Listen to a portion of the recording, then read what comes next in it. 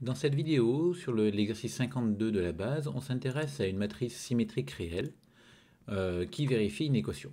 Donc dans une première question, on vous demande de démontrer que A est diagonalisable, mais comme elle est symétrique réelle, le théorème spectral nous permet de conclure directement qu'elle est diagonalisable. On peut même dire qu'elle est diagonalisable dans une base orthonormée.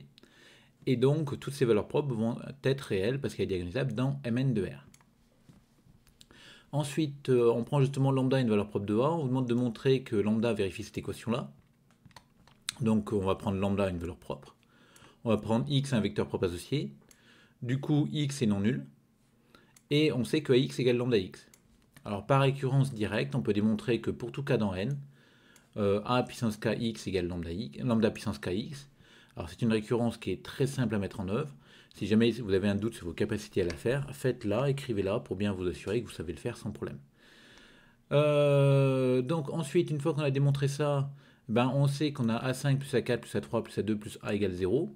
Donc quand on calcule cette matrice-là fois x, ça va faire 0 parce que celle-ci vaut 0. Mais d'un autre côté, quand on développe ce produit matriciel, ça me fera A5x qui vaut donc lambda 5x, plus A4x qui fera lambda 4x, plus A3x qui fera lambda 3x, plus A2x plus AX. Et donc on obtient que cette quantité-là fait 0. Et donc en factorisant par x, on obtient que lambda 5 plus lambda 4 plus lambda 3 plus lambda 2 plus lambda égale 0. Enfin, x est un vecteur propre, donc x est non nul. Et donc on a une constante fois un vecteur non nul qui est égal à 0. Donc la constante est nulle. Ensuite, en déduire que a égale 0. Alors là, il y a plusieurs manières de faire les choses, de présenter. Enfin, c'est à peu près les mêmes idées, mais présentées différemment. Nous, on a vu que les valeurs propres étaient solution de cette équation-là.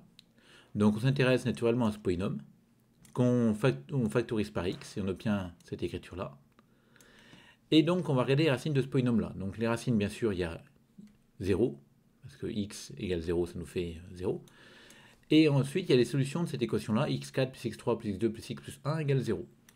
Donc quand on regarde ce truc-là, il faut penser, c'est une écriture qui est très classique, qui est proche des racines cinquièmes d'unité. Si je multiplie par x-1 cette quantité, je vais obtenir x5 moins 1.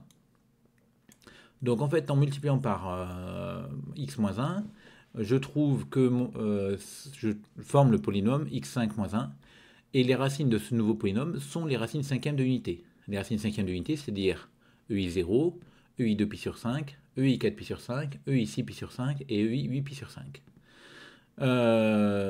Comme j'ai multiplié par x moins 1, le EI0, c'est les racines de ce polynôme-là. Et comme j'avais 5 racines pour un polynôme de degré 5, les 4 autres racines sont racines de celui-ci. Donc ce polynôme-là aura pour racine EI2 pi sur 5, EI4 pi sur 5, EI6 pi sur 5 et EI8 pi sur 5. Mais tous ces nombres-là sont des nombres complexes qui ne sont pas réels. Donc nous, on savait que les valeurs propres de A vérifiaient cette équation-là, et elles sont réelles, parce que A est diagonalisable d'un Mn de R. Donc comme elles sont réelles, en fait, il n'y a plus qu'une seule valeur propre possible, c'est le 0. 0 est la seule. Alors attention au 1, on est bien d'accord que le 1 était solution de x-1 par lequel on a multiplié notre polynôme, mais pas solution de celui-ci, et c'est celui-ci qui nous intéresse. Donc on a 0 comme seule valeur propre de A. Valeur propre réelle, et donc la seule valeur propre parce qu'elles sont toutes réelles. Donc du coup, on se rappelle que A est diagonalisable, donc elle est semblable à une matrice diagonale, avec sur la diagonale les valeurs propres de A. Donc sur la diagonale il y a que des zéros, donc la matrice D est nulle, et du coup A c'est P fois la matrice nulle P-1 égale 0. Alors là, on a raisonné par analyse en disant que si A vérifie ça, alors.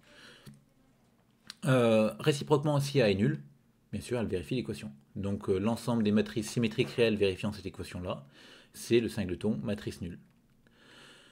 Une autre manière de présenter la question 3, la réponse à la question 3, c'est de se dire A est symétrique réelle, donc elle est diagonalisable, donc elle s'écrit P, D, P-1, ou D est diagonale.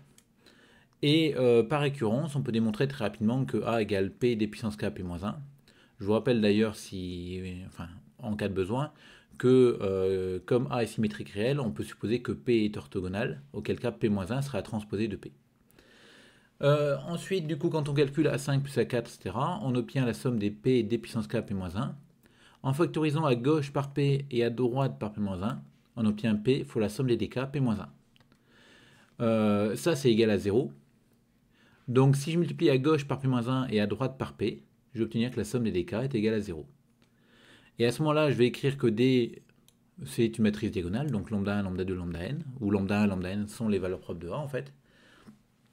Et donc, quand je calcule la somme des dk, c'est une somme qui se calcule très facilement parce que la matrice D est diagonale. Ça va être une nouvelle matrice diagonale, avec sur la diagonale la somme des lambda 1 puissance k, somme des lambda 2 puissance k, jusqu'à la somme des lambda n puissance k. Et donc, en fait, ce sera une matrice diagonale, avec sur la diagonale P de lambda 1, P de lambda 2, P de lambda n, où P, c'est le polynôme qu'on a déjà étudié, qui est ce polynôme-là. Donc, on avait étudié ce polynôme, on avait vu que ses racines, c'était 0 et des nombres complexes non réels. Nous, les lambda i sont des racines réelles de P, parce qu'on vérifie P de lambda i égale 0, et lambda i sont des valeurs propres de A qui n'a que des valeurs propres réelles. Donc du coup, les lambda i valent 0, automatiquement. Et donc, comme lambda i vaut 0, on obtient que D, c'est la matrice diagonale avec que des 0 sur la diagonale, donc c'est la matrice nulle. Et donc A, qui vaut PDP-1, est égal à 0.